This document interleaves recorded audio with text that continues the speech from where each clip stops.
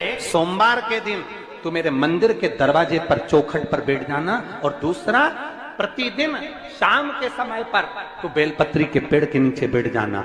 जो तेरी बेल वृक्ष के नीचे सेवा करने आए, जो शंकर जी के मंदिर में सोमवार को जल चढ़ाने आए, उसका जो पात्र जल चढ़ाकर जब वो घर लेकर जाए, उसके पीछे पीछे पात्र के पीछे पीछे तू जाना और उसके घर में लक्ष्मी का भंडार भरकर आए। लक्ष्मी बेलपत्र के वृक्ष के नीचे तू विराजमान हो जा। उस बेलपत्र के वृक्ष के नीचे जो बुआरी लगाए, सेवा करे, चाकरी करे, एक बेटी को जैसे बड़ा करते हैं वैसे बेलपत्री के वृक्ष को जो बड़ा करे, बेलपत्री के वृक्ष का जो पालन करे, पोषण करे, उसकी संभाल करे, उस बेलपत्री के वृक्ष को जैसे जैसे वो उन्नति करे वैसे वैसे उसके घर में समृद्धि बढ़ते जाए। उस जिसका खुद का मकान नहीं हो, खुद का मकान नहीं हो, किराए के मकान में रहते रहते जिंदगी बीत रही है, खुद का नहीं, और बहुत दुख का जीवन चल रहा हो, बहुत कष्ट का जीवन, बहुत अपना खुद का कोई मकान नहीं, मान लो प्लाट है पर मकान बन नहीं रहा, या कोई प्रॉपर्टी अपनी नहीं बन रही, तो हम इस व्यासपीठ से कहना चाहेंगे कि एक प्रयोग अवश्य करिएगा, एक प्रयोग अवश्य। अपने आसपास के 5-6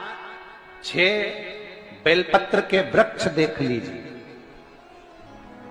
अपने आसपास के नजदीक के 5-6 बेलपत्र के बड़े बड़े वृक्ष देख लो या छोटे वृक्ष देख लो।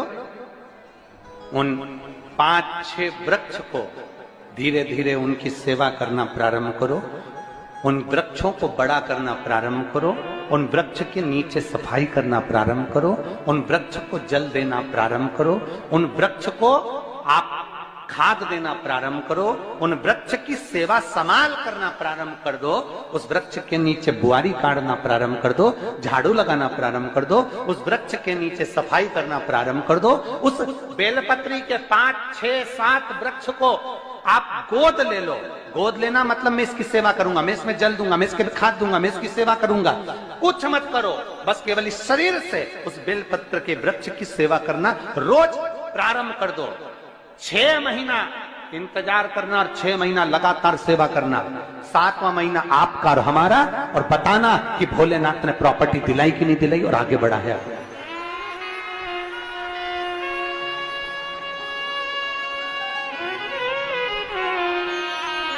एक बेलपत्र का वृक्ष जिसके नीचे माता लक्ष्मी विराजमान होती है, एक बेलपत्र के वृक्ष के नीचे लक्ष्मी रहती है।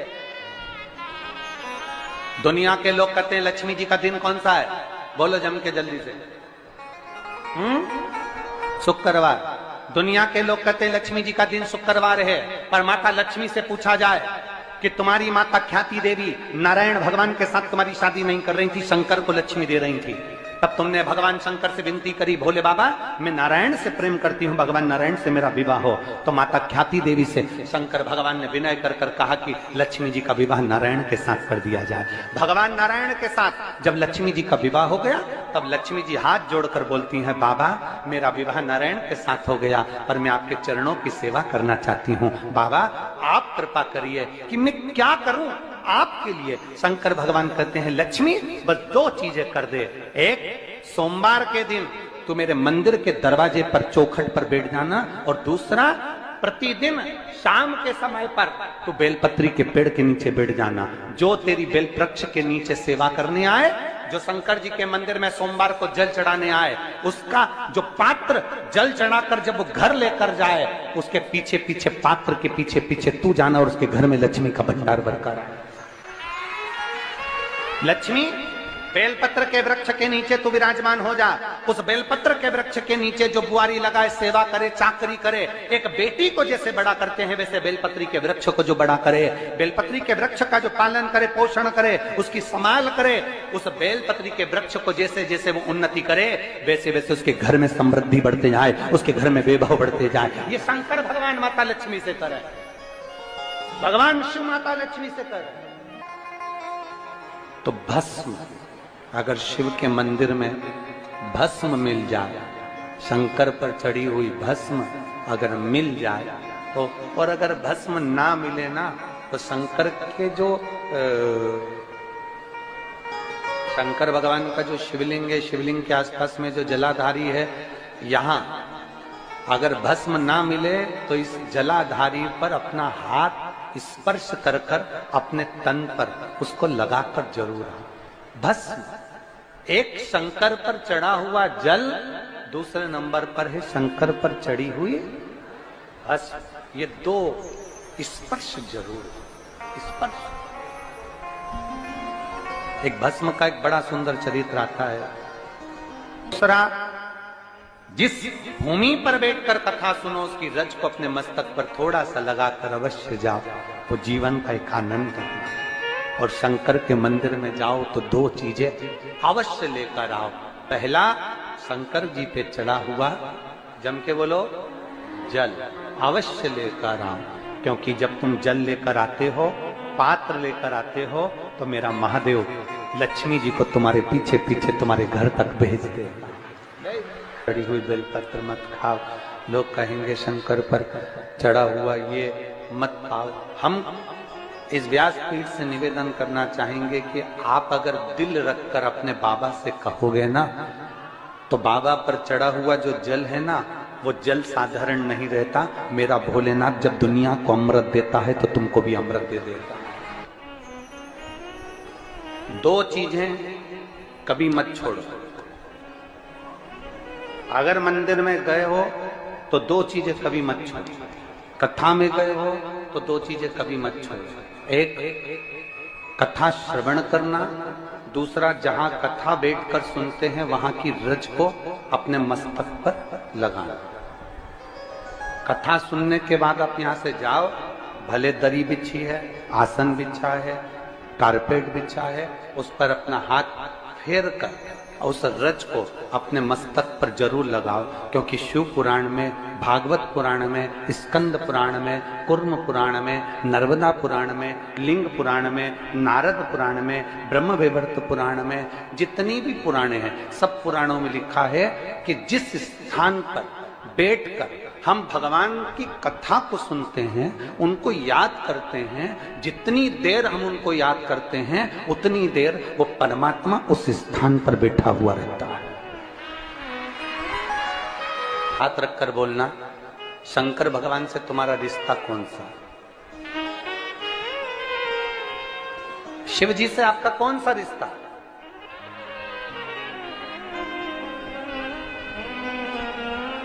शंकर भगवान को आप क्या मानते हो? हमने आपको एक संबंध बताया था कि सीहोर कुबेरेश्वर धाम आपका मायका है, तो हम आपके भाई हैं, तो शंकर भगवान आपके पिता हैं, आपके बाप हैं, आपका बाबा है, आपका दादा है।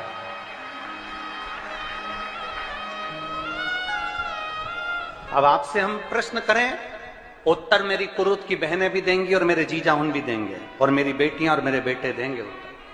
आपसे प्रश्न करें, अगर बेटी को दुख होगा तो क्या वो अपने बाप से नहीं कहेगी? बोलो तो जम के। बेटी को तकलीफ है वो अपने बाप से ना कहेगी। बेटे को तकलीफ है तो वो अपने पिता से, अपनी मां से नहीं कहेगा, मम्मी मुझे ये तकलीफ है, पापा मुझे ये दुख है, मां मुझे ये तकलीफ है, पिताजी मुझे ये कष्ट है। क्या वो अपने माँ बाप से नहीं कहेंगे? क्या वो अपने माँ बाप से विनय नहीं करेंगे? और माँ, पिता, फिर उसके करीब में, उसके नजदीक में जो भी होता है वो माँ बाप निकाल कर उसको दे देते हैं, माता पिता उसको दे देते हैं। माता लोग कहते हैं कि शंकर जी पे चढ़ा हुआ जल मत पियो, लोग कह देते हैं शंकर जी पे चढ़ी हुई बेलपत्र मत खाओ।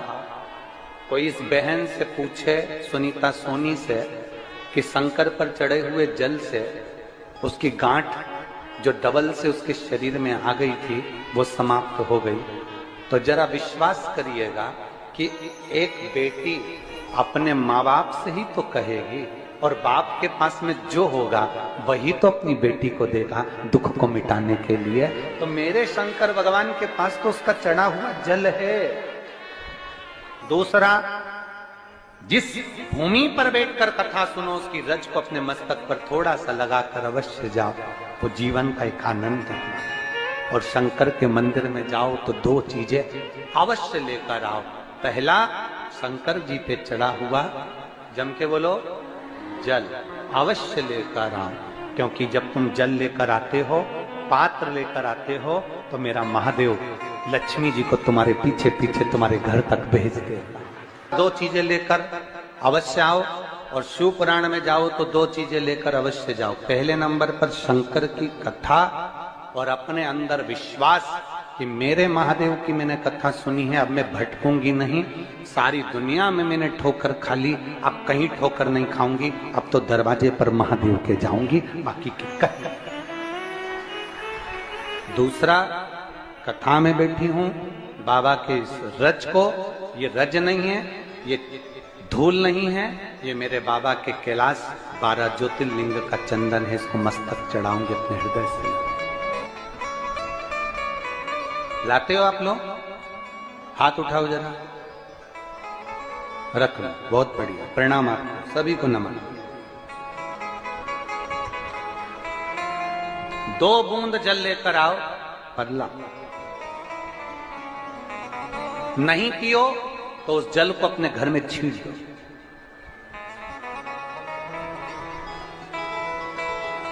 नहीं पी सकते, उस जल को छींट दो।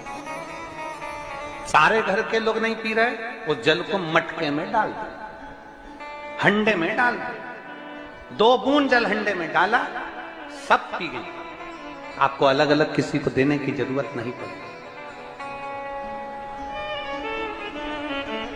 किसी को नहीं। हंडे में डाल दो, मटके में डाल दो, सब उस पानी को पीना राम।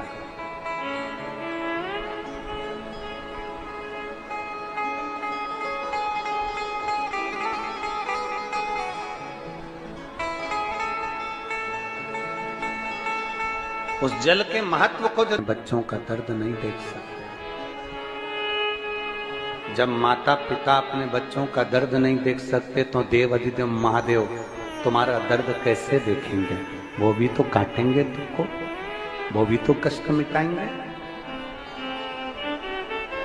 2 चीजें कथा में जाकर ले। एक, जहां जगह मिल जाए वहां बैठकर कथा सुनो।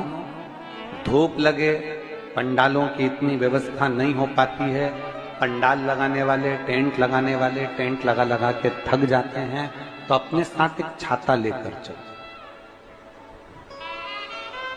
2 पानी की जम के बोलो जरा, बोतल, बिछाने की दरी अपने साथ लेकर चलो।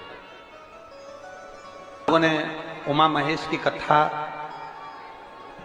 अपने जीवन में धारण करी कि नहीं करी वो हमको नहीं स्मरण है, पर एक बात का स्मरण करिएगा, ये जो कथा चल रही है ये गौरी शंकर चल रही है। इसके बाद में जो अमलेश्वर में कथा है वो कौन सी है? समर्पण शिव महापुराण कथा। उस समर्पण शिव महापुराण की कथा जब 2 तारीख को विराम हो जाएगी, तब उसके बाद में जो कथा 6 जून को प्रारंभ होगी सोलापुर महाराष्ट्र में, उस कथा का नाम रहेगा उमा महेश शिव महापुराण की कथा। उसको जरूर सुनो। सोलापुर में जो 6 जून से कथा होगी उसका नाम उमा महेश शिव महापुराण, उसको सुनना, श्रवण करना, उसको धारण करना है। उसमें इतने प्रश्न माता उमा ने भगवान महेश से करे हैं, और महेश भगवान शंकर उसका हर प्रश्न का उत्तर दे रहा है। भगवान महेश भगवान शंकर हर प्रश्न का। बाबा बोले माता उमा ने भगवान शिव जी से, महेश भगवान से, भगवान शंकर से करेंगे, बाबा भोलेनाथ जी बताओ, संसार में जन्म लेने वाले व्यक्ति के जीवन में उसके भाग्य में अगर सुख नहीं है, उसके भाग्य में खुशियां नहीं है, उसके भाग्य में कोई अच्छा है ही नहीं, तो वो जीव क्या करेगा? वो जीव क्या करेगा?